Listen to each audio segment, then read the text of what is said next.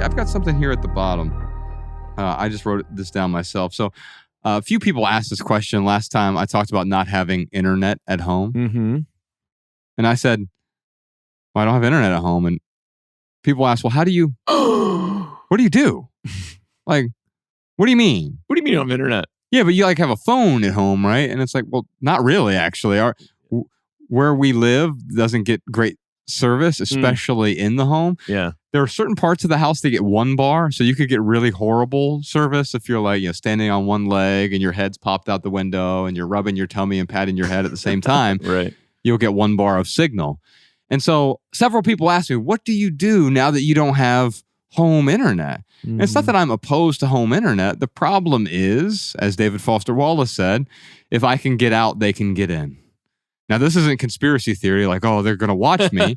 No, it means like, if I have the ability to get out and access all the news and the panic and the social media 24 hours a day, 7 days a week, then they also have access to my thoughts. Yes. In the sense that like they can, it's mind control. I mean, in a roundabout way, it is, because what I'm really saying here is I don't want everyone else's emergency dictating my day, everyone else's panic, everyone else's urgent task or urgent need dictating how I spend my day. Mm-hmm. So there are a few things that I do when I'm bored. Mm-hmm. That's what someone asked. Mm-hmm. You don't have internet at home, so what do you do when you're bored? Mm-hmm. Well, the three big things I like to do every morning is read, write, and exercise. Yeah. And it's simple body weight exercises. We still have that on the website. I still do the same exercises every day. Yeah. 18 minutes of push-ups, pull-ups, and squats. Mm-hmm. I even throw a few weights in there occasionally. I have some adjustable weights that I have. Mm-hmm. But 18 minutes a day. Why 18 minutes? Well, because it takes about 18 minutes to get exhausted. But also, everyone has 18 minutes in a day. So no one has an excuse anymore. Yeah. You can find 18 minutes somewhere at some point during the day. I prefer to do it in the morning. But I actually enjoy these exercises now because I'm not forcing myself to go to the gym and put on the right fitness equipment and make sure I use the right routine and the app and all these other things. No, it's push-ups, pull-ups, squats, repeat. Pretty simple. Yeah. I read every day. Yeah. Fiction, nonfiction, doesn't really matter. But now that I don't have all of the glowing screens to interrupt me all the time, I rediscovered books. And they're awesome. And it could even be picture books. I could still look at pictures, the 150 best minimalist house ideas. I could read this. That's reading. Mm-hmm. And so I love reading novels. The Dave Eggers novel I talked about a few weeks ago on the podcast, The Every, or Jonathan Franzen wrote the book called Crossroads, which is my favorite novel maybe ever, right? Anything by David Foster Wallace. So I have a curated book collection, but I also read on a Kindle as well, which is a glowing screen, but it's not one that can constantly distract me. Right. Because I don't have Instagram on it. Yeah. What else do I do here? I write almost every day. Yeah. And I talk to my writing students over at howtowritebetter.org how to write every day. And because it becomes a priority. I eat food every day. Yeah. I also write every day. I exercise every day. I read every day.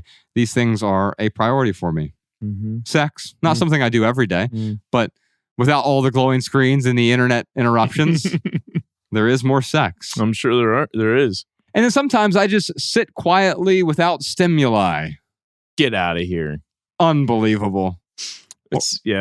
Go ahead. One of my favorite quotes is from Pascal. He said, all of humanity's problems stem from man's inability to sit quietly in a room alone. It's interesting because there's a balance with all of this. Like, too much stimuli will stress you out. Not enough stimuli, you get cabin fever.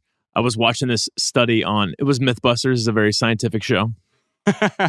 They were doing studies on cabin fever. And essentially, they, put these men in separate rooms and did some experiments to see how they did. And they all had to have some sort of stimuli. And basically, they were positing that, yes, cabin fever is a real thing. But the stimuli was very simple. It wasn't like... that's the key. Yeah, it wasn't TVs. It wasn't glowing screens. It wasn't like game. It was either like looking out into a picturesque scenery. Mm-hmm. Or one of the guys like took a coat hanger and like, cut it up and made some kind of mechanical thing out of it, because that was his hobby essentially. So yes, we do need some stimuli, but we don't need as much as the typical household has. I've noticed my daughter just out in the yard sitting there watching the hummingbirds and hearing them. Like she's become so sensitive to she can hear them and sense them almost. That is stimuli. Yeah. And what I've noticed now that we have more access to nature, we moved to this small town in Ventura County, only about 8,000 people, and we have a lot of access to nature. We can still make it to the city if we need to be, but we're withdrawn enough that the stimuli is more subtle. Yeah. And I've noticed my daughter's her nervous system has regulated, self-regulated. My wife's nervous system has self-regulated. Mine is beginning to regulate as well. As yes, there is stimuli. It's not being locked in a padded room with a straitjacket on. Right. But it's removing 99% of the stimuli. This is what minimalism does, whether it's minimalist architecture or it is minimalist lifestyle, minimalist literature. It's removing the excess stimuli so we can focus on what is essential. Did you enjoy this standalone Patreon highlight? If so, you can listen to full episodes of the Minimalist Private Podcast, available exclusively on Patreon. Visit patreon.com/theminimalists or click the link in the description. Your support keeps our podcast and YouTube channel 100% advertisement free.